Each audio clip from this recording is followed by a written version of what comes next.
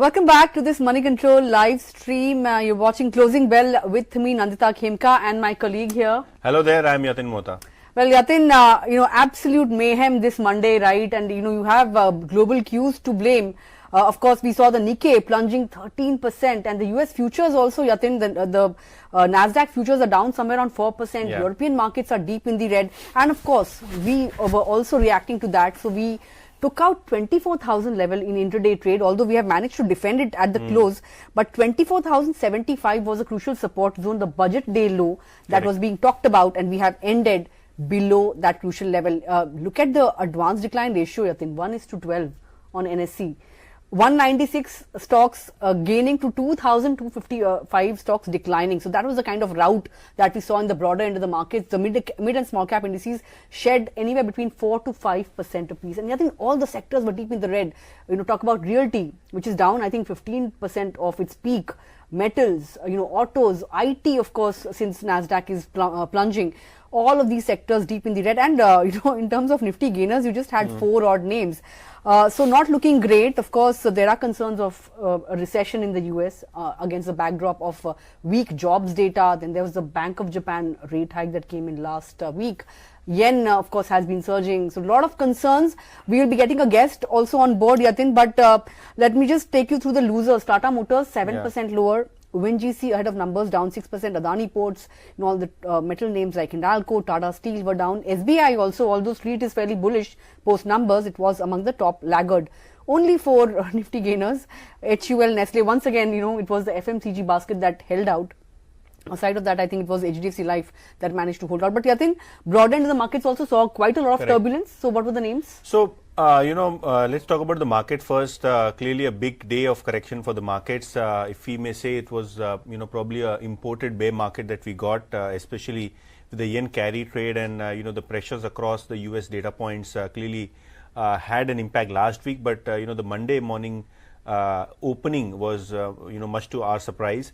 If you look at the geopolitical front also, we have unrest which is happening in Iran post the, assassination of, one of the political leaders of Hamas, and probably, the kind of war overhang between Israel or Iran, or probably a proxy kind of war is on the anvil according to US intelligence. So that is adding fuel to the fire.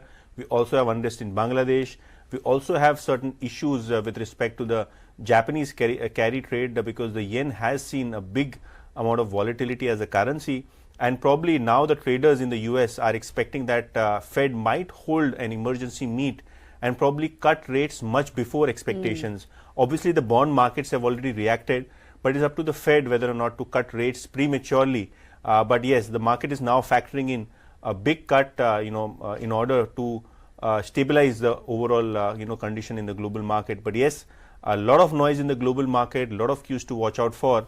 And amidst that, we had a lot of selling in the mid-cap end of the market. Now, if you look at the global markets in sync with us, they have seen some pressure in the mid-cap market as well.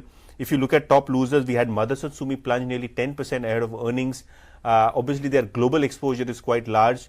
They derive 18%, revenues from America, 18% from Germany. So almost 1/3 revenue comes in from large economies wherein there is some slowdown which is happening.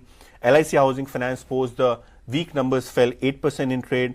So did CAMS, post the numbers. Now, Adani Energy Solution, Adani Enterprises, the entire Adani group which was active last week has seen some profit taking. All of these stocks were down.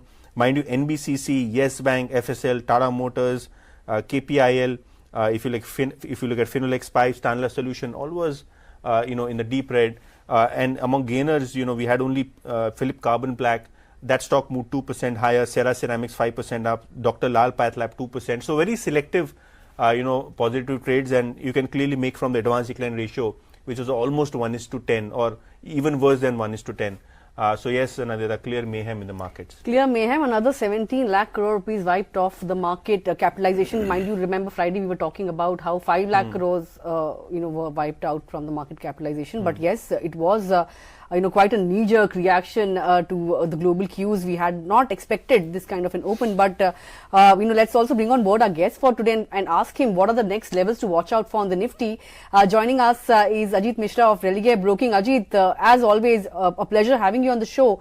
But 24,075, that was a level that was being talked about. That was a budget day low. That was, a lot of people were saying that was the crucial support zone to watch out for. We've broken that level, but we did manage to defend 24,000, thankfully, on the downside. So here on, what is the support level that you'll be watching out for, and has there been a major breakdown on the charts in terms of where we are headed next? Yeah, thank you, Nandita. So yes, Nandita, challenges are there because it's not that we have not seen any correction in the recent past. We have had phases of marginal retracement every now and then because it's not been a smooth sailing. It's just a gradual up move that we have been seeing in the index for the last several months. But the important aspect is, especially from the last 2 months, post the election outcome, we have been defending this 20 EMA on the closing basis, which we have decisively, breached that zone after the gap down start. And in fact, we have tested the 50 EMA also and penetrated the same briefly during the day around this 23,950 area. Though eventually we have managed to hold that level, but the way we are seeing this profit taking. So Nandita, earlier we had multiple questions earlier that whenever we used to see the correction in the market, the global markets were on the supportive side. It means the US markets were outperforming in this entire run. But now we have started seeing this dynamics changing with cut in the global market, especially the US, which we have been closely following. So that may result in further decline is what the indications are. And next, it could be probably if we fail to hold 50 EMA, then 100 EMA, which is close to around 23,300, 400 zone. So that's the major support that market's going to be testing or eyeing in the days to come. And in case of rebound now, 20 EMA, which was earlier acting as a support, should act as a resistance. So closer to around 24, 400, 500 zone, that will be the major area to resist. Absolutely. Ajit, Yatin also joining in the conversation from the studios. When it comes to the markets since the election and the budget, all dips got bought out into. But looking at today's fall, do you think that buy on dip strategy will work, or probably one needs to wait and watch right now, especially to do with the mid caps, which have given smart returns, but now they've also entered into a bear market? So yes, I think in fact, in that scenario, we were seeing a gradual, up move in the market at that point of time. We were not seeing any decisive trend, but in the last 2 months, post testing the lows close to around 21,500 during the election day low to this new high, a new milestone of 25,000, the recovery has been comparatively better. Plus, we have had overbought readings when it comes to the mid cap and small cap indices also. So like the way you used to see the recovery earlier, I doubt that we are going to see a similar kind of rebound this time around also. Means earlier we were seeing more of time-wise correction, but now I feel there's a possibility that we may see price-wise correction also, and followed by time-wise correction. So it could be I won't be surprised that if we spend 2-3 weeks in a range now before making any meaningful reversal from the current levels. What about the bank Nifty, Ajit? We are obviously over 3,000 points off life highs, 50,000 got tested, banks have been underperforming. So what should be the strategy here? Would you advise a buy on dip here, or would you say steer clear for now? So Nandita, banking was anyways underperforming. Just to put you things into perspective, that we are already at 100 EMA when it comes to banking. So means further underperformance is possible, citing the room that we have in SBI and ICICI. Talking about the other majors like Axis and HDFC, they have already seen a sharp correction, and they are largely in the mood of consolidation now. So yes, we can further see a dip towards the next major support, that is a 200 days of exponential moving average around 48,000, 48,100 levels. So still we have 2,000 points, when it comes to the banking index as well. But the way we have defended 100 EMA in today's session, while the Nifty was reeling under tremendous pressure, largely due to the IT and the other heavyweights, I feel that at least for a time being now, we might not see the underperformance in the banking. But having said that, one needs to be selective in this space. And among the private banking majors, I feel HDFC and Axis, they are the better choice to look at.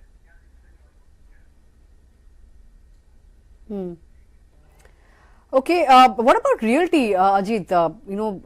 Corrected for a fourth straight day, and the corrections have been quite hefty, so to say. 4% on a regular basis. Today as well, among the top sectoral laggards, it's off somewhere around 15% from its peak. Would you look at any of these charts, DLF and Prestige Estates, any of them catching your fancy now? So yes, realty counters, they have seen decent correction from the recent highs, but the tone has not deteriorated negatively. Means if you just see how the reality index has panned out, it's been a phenomenal surge from 350 to 1150 levels, and on the weekly chart for the first time we are seeing that the index has slipped below the 20 EMA. So yes, it's a serious sign of reversal in the momentum, but the trend has not reversed yet. So one needs to be selective in this space. And among the names that you have mentioned, DLF, I still feel that we are still above this long-term averages, which is placed around 780, 770 area. So one can continue to look for buying opportunities on dips in DLF, and then Godrej Property also maybe closer to around, let's say 24, 2600 zone is a good area to accumulate. So these top two names which have performed well in the recent past, one can look for accumulation, but not the current levels, closer to the levels that we have mentioned. Okay. One more question on metals. After real estate, metal stocks have seen a big meltdown. In fact, copper, aluminum, all of these commodities globally are down, 10, 12, 13%. Big correction in the names like Vedanta, Hindalco, Tata Steel, which were probably market favorites from the traders' perspective. Any particular view? Would you like to buy, the steel stocks or probably the non-ferrous stocks like Vedanta, Hindalco on this dip, or probably you will wait for a better level? Metal as a pack, this entire selling pressure started with the commodity markets in the previous weeks when, alongside with the duty cut, we saw that, this yen carry trade, unwinding of the positions resulted in sharp decline in the metal counters across the board. And now we have started seeing, can you hear me? Yeah, I can. Yeah, so now we started seeing this cascading to, the metal counters. And the metal index has also slipped below the short-term support of 20 EMA on the weekly chart. So that here also, in line with what we were seeing in the realty pack, reversal or short-term momentum paid out. So keeping that in mind, I feel that for a time being now, it's prudent to avoid.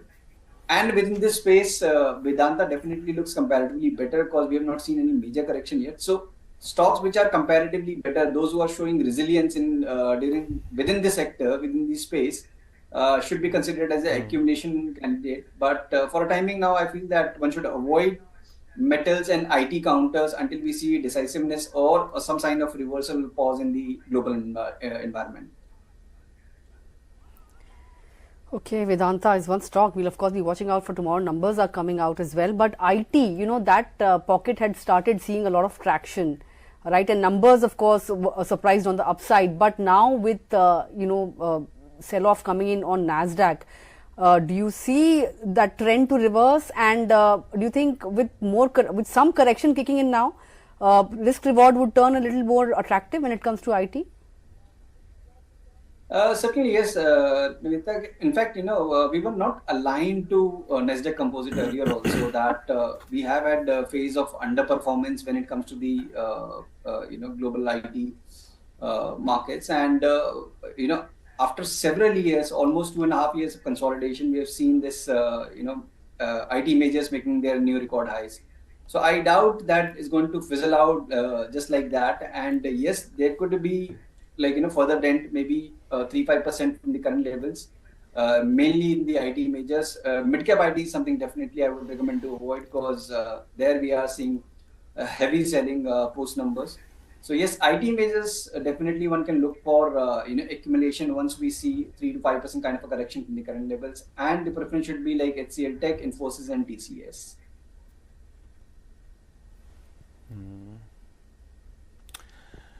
Well, I think, Nandita, the global scenario is so bad that the IT stocks, metal stocks are going down. If you look at the results from banking, they have not been great. So banks are not participating. Yeah. And if you look at, other sectors, energy, probably some leadership came in from Reliance, but post results, that stock also, went down. If you look at autos, the monthly data was quite bad. So autos are down. I think whichever sector you look, the data points are not looking that great.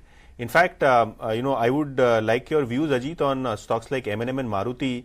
From record levels, these stocks have corrected, 5-7%.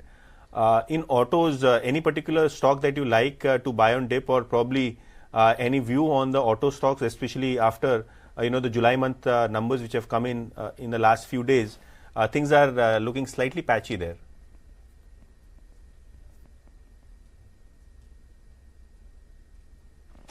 So yes, the auto stocks, we have seen margin retracement comparatively. If I see what has happened to the other sectors, good part is I think that we are still holding like in some of these names like Bajaj Auto, Hero MotoCo, where we have not seen any major correction.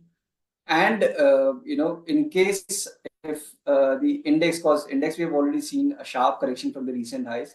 So in case if we see sign of reversal or pause in the index, that might place or help to form a newer ground for these outperformers. But as of now, I feel that one needs to be selective, because usually at times we see that after a day of correction in certain sectors, the other names in the following session witness the pressure. So it's similar to when we were seeing that markets are going up, with rotational buying. So we see a similar scenario when the market corrects also. So keeping that in mind, I feel that yes, Bajaj Auto, Hero MotoCo, they are doing comparatively better, and TVS too to some extent. So yes, one can continue to look at accumulation on dips among these names. Maruti, M&M, yes, Maruti looks comparatively better, when it comes to medium to long term charts, and since we are again entering into this consolidation range that we were trading in, so yes, Maruti can also be considered. So top three names, Bajaj Auto, Maruti, and Hero MotoCo, is something that one can look to accumulate on dips with a medium to long term perspective. Okay. All right, that's the view then. But we cannot not talk about the FMCG pack, Yatin. I remember on election day as well, when we were staring at deep cuts, we saw the FMCG pack emerge as a solace. And today as well, not really solace, but still some semblance of green on the screen because of the FMCG pack, because 3 out of the 4 Nifty gainers were from the FMCG pack. And also Marico reported numbers. And the stock held out post that. So, Ajit, from the FMCG basket, would you stick to mid-cap names like Marico, Dabur, or would you look at the likes of HUL, Nestle? So, among all the majors from the FMCG basket, I feel that HUL, ITC, they are definitely looking upbeat and comparatively better, because they are still holding their short-term averages despite all the carnage that we saw on the street in the last 2 trading sessions. Other than that, also like Marico, Imami, Godrej CP, they have done exceptionally well. Means the momentum were like in the recent weeks were very sharp. So we may see some consolidation of profit taking, and that is what we are seeing in some of these counters already. So I feel that for a time being now, the top names, ITC and Colgate and HUL, these are the preferred names that one can continue to look at. Here also, I would suggest accumulate, not to buy at one go, because during the market correction, we generally see that the performing names also see some bit of profit taking. So you might get better levels to enter when it comes to these top names also. So one can definitely accumulate, but yes, they are comparatively better in, if we talk about in comparison to the other key sectors. Right. Ajit, before we let you go, any top stock ideas and disclosures that you would like to give? So yes, Yatin, we have discussed several stocks, and mostly, we discuss with our clients also. So they may have position, but personally, I'm not holding any stock. And among these stock ideas, I feel that, in the end, we have discussed about FMCG. So HUL definitely looks strong enough to consider it as a buying opportunity. So if somebody is looking for, accumulation, then 2600, 2650 is a zone where one can look to accumulate HUL, with the 2550 being the closing stop and 2850 being the target area. And similarly for ITC, which has retraced marginally from the record high, we are still above the short-term averages, so that clearly indicates that momentum is in place. So one can accumulate that also in the range of 475 to 480, with stop at 470 and 500, 510 being the positional targets. All right, HUL and ITC, two recommendations coming in from Ajit. Ajit, with that, I would like to thank you for taking out time and joining in this afternoon and sharing your thoughts. Always a pleasure. And I look forward to interacting with you more often if we see these kind of moves taking place every other day now, reacting to global markets. Certainly, Nandita, certainly. Thanks a lot. Well, with that, of course, we've come to the end of this edition of Closing Bell. Yatin, we are, ending the day on a somber note. Let's hope, we see some buying on dip emerge at these levels tomorrow, and a lot will depend on how US markets behave this evening and how Nikkei behaves tomorrow morning as well. But with that, completely timed out on this edition of Closing Bell. Thanks a lot for tuning in. Have a great evening and come back tomorrow morning, 9 a.m. on Opening Bell with us right here on Money Control. Thank you.